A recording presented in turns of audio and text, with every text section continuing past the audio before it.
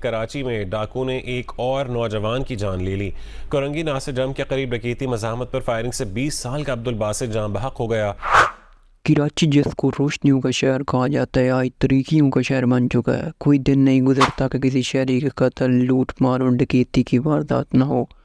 کراچی میں جرائم کی شرح 67% ہے۔ اس کا اندازہ اس بات سے لگایا جا سکتا ہے کہ 2024 میں اس شہر میں صرف چند ماہ کے دوران 70 سے زیادہ نوجوانوں کو قتل کر دیا گیا۔ D S P C T D Ali Raza کو کراچی میں قتل کر دیا گیا۔ کریم آباد میں 2 ملزمان نے علی رضا کو ہدف بنایا۔ شہر میں عام شہری تو ایک طرف بلکہ پولیس اہلکار بھی محفوظ نہیں۔ پچھلے دنوں میں ڈی ایس پی علی رضا کو دن دیہڑے قتل کر دیا گیا۔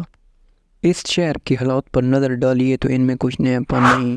لوگ حادثات کے اتنے عادی ہو گئے ہیں کہ ایک نئے حادثے پر اگر ان میں اضطراب کی لہر پیدا ہوتی ہے تو محض وقتی 1-2 گھروں میں چند دنوں کے لیے صف ماتم بچتی ہے اور پھر حالات معمول پر آ جاتے ہیں۔ زندگی مدت سے اسی ڈگر پر چل رہی ہے۔ کراچی میں قتل کے بڑھتے ہوئے واقعات کی ایک بڑی وجہ سیاسی عدم استحکام ہے، جس کی وجہ سے مجرموں کو سزا سے بچنے کا موقع ملتا ہے اور ان کے حوصلے بلند ہوتے ہیں۔ جب مجرموں کو معلوم ہوتا ہے کہ وہ قانون کی گرفت میں نہیں آئیں گے تو وہ بے خوف ہو کر جرائم کا ارتکاب کرتے ہیں۔ کراچی ایک بہت بڑا شہر ہے جہاں مختلف نسلی اور مذہبی گروہ بستے ہیں اور مذہبی انتہا پسندی کی وجہ سے بھی معصوم شہریوں کو قتل کر دیا جاتا ہے۔ بے روزگاری اور غربت بھی کراچی میں قتل کے بڑھتے ہوئے واقعات کی ایک بڑی وجہ ہے۔ جب لوگوں کے پاس روزگار کے مواقع نہیں ہوتے تو وہ مجرمانہ سرگرمیوں میں ملوث ہو جاتے ہیں۔ کراچی میں غیر قانونی اسلحہ، بھتہ خوری اور منشیات کی تجارت بھی قتل کے واقعات میں اضافے کی وجہ بنتی ہے۔ منشیات فروش اور اسلحہ بردار گروہ اپنے کاروبار کی حفاظت کے لیے قتل جیسے سنگین جرائم کا سہارا لیتے ہیں۔ مذہب ہو یا غیر مذہب، سرمایہ دارانہ نظام ہو یا اشتراکیت، سب متفق ہیں کہ شہریوں کی جان و مال کی حفاظت حکومت کی پہلی ذمہ داری ہے، اور اگر حکمران اسلام پر یقین رکھتے ہیں تو انہیں معلوم ہوگا کہ ایک یوم حساب آنے والا ہے جس دن وہ ریاست میں ہونے والے ہر جرم کے لیے جواب دہ ہوں گے، اور وہ عدالت ایسی نہیں ہوگی جہاں شک کا فائدہ دے کر مجرم کو بری کر دیا جائے۔ وہاں تو معاملات یقین کی سطح پر ہوں گے اور انسانوں کے اعضاء گواہی دیں گے۔ دوسری سطح پر شہریوں کی جان و مال کی حفاظت ریاست کی ذمہ داری ہے۔ ریاست میں پارلیمنٹ، عدلیہ، انتظامیہ سمیت وہ سب ادارے شامل ہیں جو ریاست کے تحفظ کا ذمہ اٹھائے ہوئے ہیں، لیکن کیا آج ریاست اپنے فرائض ادا کر رہی ہے جن میں شہریوں کی جان، مال اور آبرو کی حفاظت شامل ہے؟ میرا احساس یہ ہے کہ ایسا نہیں ہو رہا۔ اکثر حکمرانوں کی طرف سے ریاست کی سرحدوں کی حفاظت کی بات تو سنائی دیتی ہے اور اس کے لیے پالیسیز بھی بنائی جاتی ہیں، لیکن شہری کی جان و مال پر اس طرح سے بات نہیں ہوتی۔ جب ریاست عوام کی خدمت گار ہوتی ہے تو پھر پالیسی سازی کی سطح پر مرکزی سوال عوام کے جان و مال کا تحفظ کا ہوتا ہے۔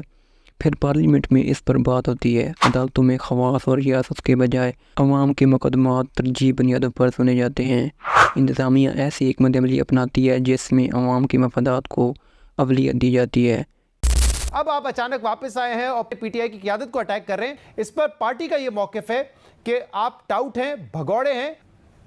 دیکھیں شہزاد، اچھی بات یہ ہے کہ چونکہ آپ ایک طویل عرصے سے میڈیا پر سیاست کے بجائے عوام کے مسائل ترجیح بنتے ہیں، لیکن کیا آج میڈیا پر عوام کے مسائل پر بات ہوتی ہے؟ ایسا نہیں ہے۔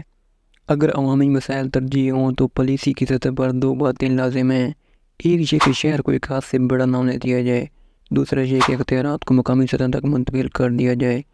شہر جب ایک ہاتھ سے بڑھ جائیں تو ان کا انتظام مشکل سے مشکل ہوتا چلا جاتا ہے، اور یہ مسئلہ صرف پاکستان کے ساتھ نہیں، ممبئی اور نیو یارک بھی اسی طرح کے مسائل میں جکڑے ہوئے ہیں، لیکن نیو یارک میں مقامی حکومت مضبوط ہے۔ شہروں کو چھوٹا رکھنے کے لیے ضروری ہے کہ روزگار کے مواقع صرف بڑے شہروں تک محدود نہ ہوں، انہیں پھیلا دیا جائے، نئے کارخانوں کے لیے نئے مقامات تلاش کیے جائیں۔ جب کہیں انڈسٹری لگتی ہے تو شہر خود بخود آباد ہو جاتے ہیں۔ کراچی میں امن و امان کا مسئلہ حل نہیں ہوگا جب تک عوام کے جان و مال کا تحفظ پہلی ترجیح نہیں بنے گا۔ اس کے لیے قومی بیانیے کی تشکیل نو لازم ہے۔ اگر قومی ایجنڈا کو اس بنیاد پر مرتب نہ کیا گیا تو آج جو کراچی میں ہو رہا ہے کل لاہور اور اسلام آباد میں بھی ہوگا۔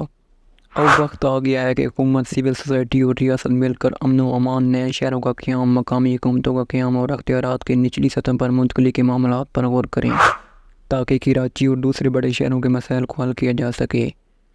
امید ہے کہ آپ کو میری یہ ویڈیو پسند آئی ہوگی۔ اگر آپ کو میری یہ ویڈیو پسند آئی ہے تو میرے YouTube channel universal info T V کو سبسکرائب کر دیں اور بیل آئیکن کو آن کر دیں تاکہ آپ کو میری آنے والی ہر نیو ویڈیو کی اپڈیٹ ملتی رہے۔ بہت شکریہ، اللہ حافظ۔